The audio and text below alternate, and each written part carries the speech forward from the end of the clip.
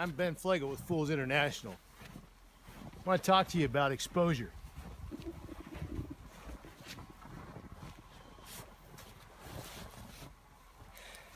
Up here in Alaska, where we live and play, we got to keep barriers this time of year to protect ourselves from the cold. If we get exposed, it doesn't take long for things to change. It's 20 below today. Take a look out there on the lake. It's wicked wind out there.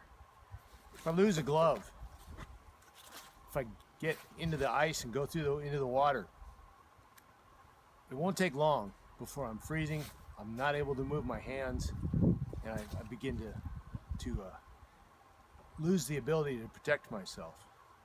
Once I can't take care of myself and I've been overexposed, it won't be long before I die. I've been thinking about this, and I want to relate it to firefighter suicide. As we know, PTSD has been taking a big toll on our firefighters. And I've been a bit of a skeptic myself. I'm sensitive to my crew, but the idea that more than double the amount of line of duty deaths are suicides in our fire service, it's a hard one to accept. Rosecrans St. Florian program reports that roughly 33% of firefighters have PTSD in one form or another. And as senior firefighters, as officers, we have a responsibility to take care of our people, take care of each other. But it's hard when you're feeling skeptical about those figures. Is the job really causing this?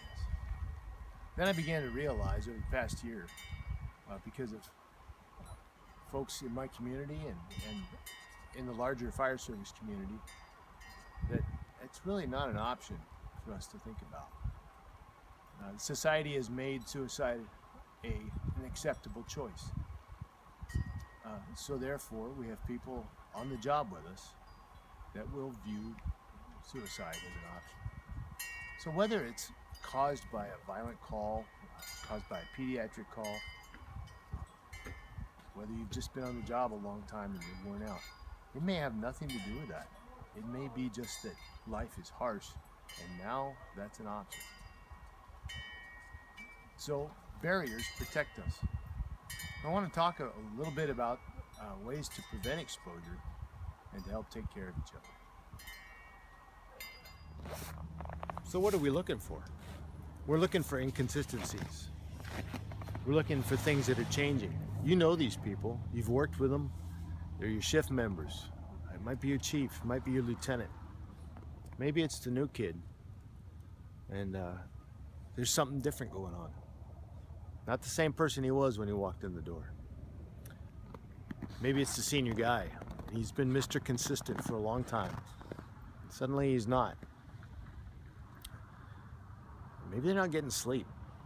Maybe they're constantly irritable, picking fights about things that you just normally don't pick fights about. Not experienced senior people.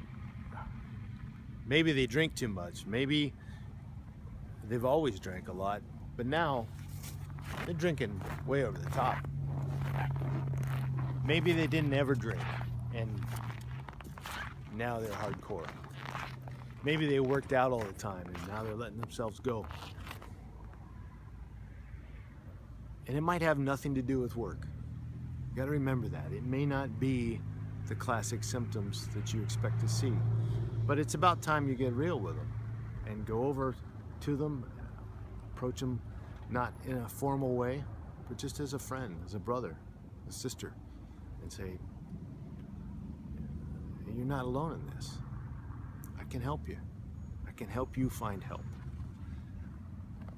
Maybe it's you that needs the help, and you are aware of it, and you don't know how to get the help you need.